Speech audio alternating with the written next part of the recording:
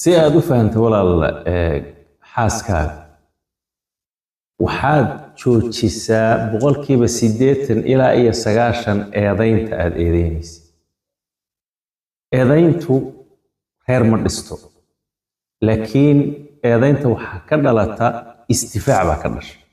isdifaac meesha markuu yimaadana naftu iyadaa isu heelanaysa xataa hadday khaldan tahay. xageen ka keenay in eedaynta reerka laga daayo? waxaan ka keenay nabi maxamed sallallahu alayhi wasallam oo qudwadeennii ah oo ah ninka ugu khayr badan kownkan oo haween la dhaqmay. rasuulku sallallahu alayhi wasallam qaabka uu la dhaqmi jiray haweenkiisa waa wax tusaale inoogu filan weey oo ah asbaabta uu rasuulku sallallahu alayhi wasallam uu noqday zawjkii ugu wanaagsanaa taariikhda kownka. wuxuu kula dhaqmi jiray ma eedayn jiray xataa hadday khaldanto. saddex tusaale yaan idin siinaya. intaana tusaalaha idin siinin, muhiimaddu markay labada ruux ay isqabaan muhiim ma aha anigu inaan dadka ogeysiiyo inaan saxsanahay, muhiimna ma aha gabadhu inay iyadu ay saxsan tahay inay ogeysiiso dadka. waxaa muhiima inaan wada noolaano. inaan anigu qaldanahay ama adu aad qaldan tahay in la sheego muhiimba ma aha. muhiimaddu waa maxay? waa reerku inuu socdo. rasuulku sallallahu alayhi wasallam haweenkiisu ridwaanullaahi calayhim wa ummuhaatul mu'miniin ah way ku khaldameen. iyagoo ku khaldamay weliba khaladku uu yahay khalad cad uu yahay, rasuulku sallallahu alayhi wasallam intuu soo fadhiistay lama anuu nebi ah oo ilaahay subxaanahu wa tacaala ii waxyoonayo oo ii waajib tahay inaad adeecdo miyaad igu khaldamaysaa? ma dhihin. rasuulku sallallahu alayhi wasallam waad qaldan tahayna ma dhihin. ilaahay ka cabsana ma dhihin. wuxuu sameeyey wuu u cudur daaray. saddexda tusaale mid baan idin yaan ku hormaraya. waa saddex tusaale. waa mid caaisha ridwaanullaahi calayha isagoo oo la joogo oo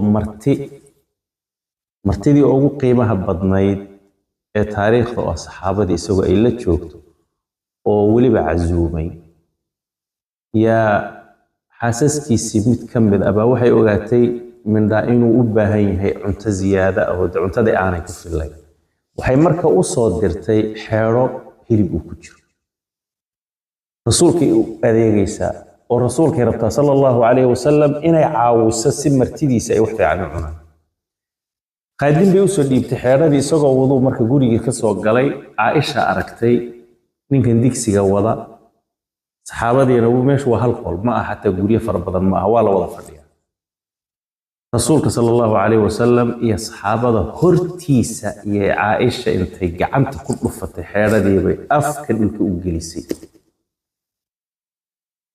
caaisha umul mu'miniin iyo ku khaldantay afdalul bashar bay ku khaldantay, waa nebi. oo maxay ku khaldantay? waxay ku khaldantay amaama saxaabatihi, dadkii ugu sharafta badnaa abubakar iyo ay ka mid yihiin baa meesha fadhiya oo martidiisii. waxay samaysay cuntadii bay ku daadisay, dhulka ku daadisay. ilaahay baan idinku dhaarsheey, bal qof walowba naftaada inta dib ugu noqotid xaaskaaga oo marti aad iyo aad u qiimaynaysa ay kula joogaan oo intii hortaada cunto lagu keenay intay qabatay iyadoo weliba aan martidii ay arkaan ay dhulka afka u gelisay, maxaad samayn lahayd? nin walowba aduu isu jawaab. anuu ka jawaabi maayo. waxaan samayn lahaana waan garanayaa, waxaad samayn lahaydna waad garanaysaa. laakiin nebi maxamed sallallahu alayhi wasallam oo ina baraya qaabka haweenka loola dhaqmo. mushkilada intaa la eg subxaana allahi alcadiim biabi huwa wa ummi, mushkiladiiba wuu damiyeyba. yacni waxaa weeye biyuu ku shubay. waxaan 2 daqiiqo 3 daqiiqo aan dhannayn bay sheekadii ku dhammaatay. muxuu sameeyey? 3 arrimood buu sameeyey. kow, wuu muusooday. oo muusoonta maxaa keenay? khalad baa meesha yaalleen. khaladkii مع عرونين رسولك صلى الله عليه وسلم ومو صادي لبو وعذر داري حاسكي سيب عذر داري ما هي هذا إنه كذل بيننا محاد حفصة بيسي هي محاد كعذر داري نيسا مده إساقا أهر وكنت تطوع إنه عذر داري ومحوي غارت أمكم صحابة دي تساوي فيني محوي هو يدين وين ما سرتين وهدي وانت أول شيء معنا هذا وامح معنا أفق هدوب ما سير سيء هي انت بدل waxay culimadu ay yiraahdaan maskaxdeedu ma joogto wixii marka tasarruf ee ka dhacay in loo qabto ma aha aslan waxay culimadu ay yiraahdaan al-ghayraa la ta'rifu asfal al-wadi min a'la qofka ma sayrsani haday haadaan ay ka dhacayso haadaanta hoosteeda iyo korkeeda waa isugu midba way ku talaabsan وموصودي لبا وعذر داري صدح cuntadii daadatay buu intuu ka daba tagay buu soo qaatay markaas masax al-adha anha intuu aayar cuntadii uu masaxay iyo saxaabadii wuxuu ku yiri cuna ninka qaadimka aan halka fadhiiso yiri oo sug buu yiri intaan cuntada ka dhamaysan afar wuxuu sameeyay weelkii ay jabisay weel kaloon jabnayn buu ninka qaadimka u siiyay waa muuso waa cudur daar وعنتدي ووحي أيضا نبكي أيو جيستي عيدي مرتي لغا ترتري والله عني إيو وحي أي حق إسلام كأي كجشي اللي قبلني كرويل كذي بيتشبيسيه يسوون عاين عن عذابين بو آير انتو قاضي ويل كذي بو يؤجد بيه وحكم تاس هو إذن واي هذا وحاون كذا الله هاي حال الكاكسي درن waxaa ka dhalan lahaa in meesha lagu kala tago ba ka dhalan lahaa idan walaalayaal waa inaad fahantaan eedaynta xaaska xataa hadday qaldan tahay ka leexo boqolkiiba 8 iska daa ka indhalaabo u cudur daar haddii eebbahay kuu sama ogol yahay inta ay cadhaysan tahayna waa masalo kaloo taa ka muhiimsan inta ay cadhaysan tahayna hala doodi أو محاضرين هو عدي محاء الدليل رسولك صلى الله عليه وسلم لما نبو أركي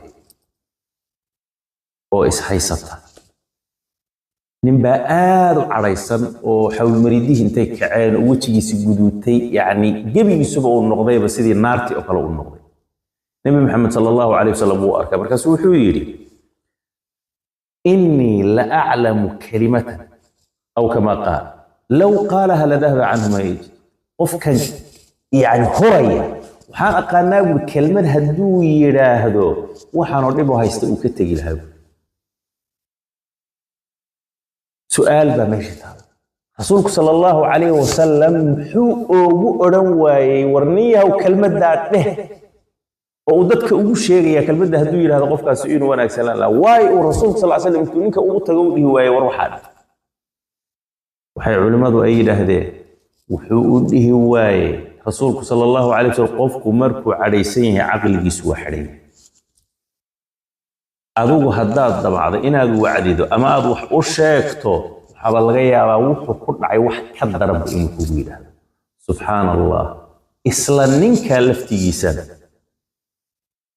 sida uu rasuulku sallallahu alayhi wasallam uga aamusay wayba ka dhacday ومد صحابة كمدبا انتو اتاقي يوحو كيري رسولك صلى الله عليه وسلم هو يري حدي أنو حروغي كلمات هدو يراهدو أي وحان هايستاو داد وكتاقي لها وإنو الشيطان كيسكر نارا مركاسو داد نمكو انتا كيري بحو مجوابي وتغاما وحو كيري أبي جنون بي ورمانين وعلم بان أنو باهيبي هذا يقول الله يسا صحابي بيقول بيساو كيري أقول هذا الكلام علماء محاي كقاتل هذا الكلام علماء كقاتل قفكم مركو عريسين هو عدل محاي لي جمرة إن بالنار أهو الشيطان وطان كل حجرته إلى أي كدنتو مسكح دي سوى حرنته أسك فرصة سي كبعد بمرك الوعدي سلا دراد الرسول صلى الله عليه وسلم يضع الله قلدمي وليجي هوين كيسا نام حاضو قلدنتي نمياد الإلهي كعب سنين لما هي